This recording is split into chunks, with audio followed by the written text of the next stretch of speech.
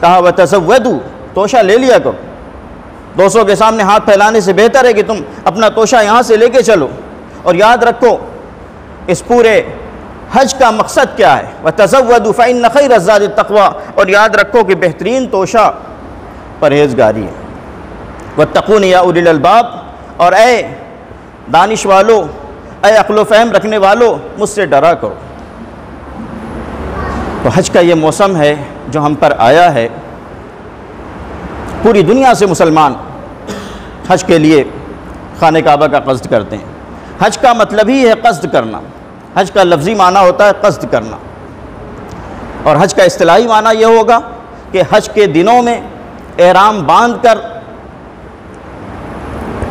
خانہ کعبہ کے ارادے سے مخصوص اعمال ادا کرنے کے لیے، مخصوص جگہوں پہ مخصوص اعمال ادا کرنے کے لیے نکلنا، یہ حج ہوگا، جس میں طواف شامل ہے، اور جس میں وقوف عرفہ شامل ہے، وقوف عرفات شامل ہے، جس میں مزدلفہ کا قیام شامل ہے، جس میں منی کا قیام شامل ہے، قربانی ہے، حلق ہے، اور طواف زیارت ہے۔ یہ ساری چیزیں، اس پورے مجموعے کو حج کہتے ہیں۔ وہ لوگ خوش نصیب ہیں جنہیں حج کی دولت میسر آئی، اور وہ لوگ قابل مبارکباد ہیں جنہوں نے حج کا ارادہ کیا ہے۔ اللہ پاک نے قرآن پاک میں ایک جگہ فرمایا وَلِلَّهِ عَلَى النَّاسِ حِجُّ الْبَيْتِ مَنِ اسْتَطَاعَ إِلَيْهِ سَبِيلًا، اس سے پہلے بھی اللہ پاک نے فرمایا إِنَّ أَوَّلَ بَيْتٍ وُضِعَ لِلنَّاسِ لِلَّذِي بِبَكَّةَ مُبَارَكًا وَهُدًى لِلْعَالَمِينَ، سب سے پہلا گھر جو لوگوں کے لیے روئے زمین پر بنایا گیا وہ مکے میں، جو ہدایت کا مرکز ہے، جو لوگوں کے لیے ہدایت کا مرکز ہے، جس میں کھلی ہوئی نشانیاں ہیں، فِيهِ آيَاتٌ بَيِّنَاتٌ مقام ابراہیم،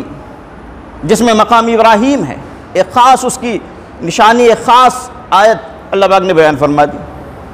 اور حجر اسود ہے، زمزم ہے، فِيهِ آيَاتٌ بَيِّنَاتٌ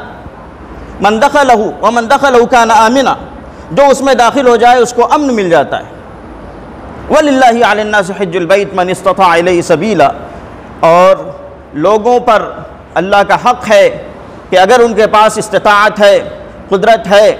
تو وہ خانہ کعبہ کا حج کریں۔ وَمَنْ كَفَرَ فَإِنَّ اللَّهَ غَنِيٌّ عَنِ الْعَالَمِينَ، اور جو انکار کرے تو پھر اللہ بے نیاز ہے لوگوں سے۔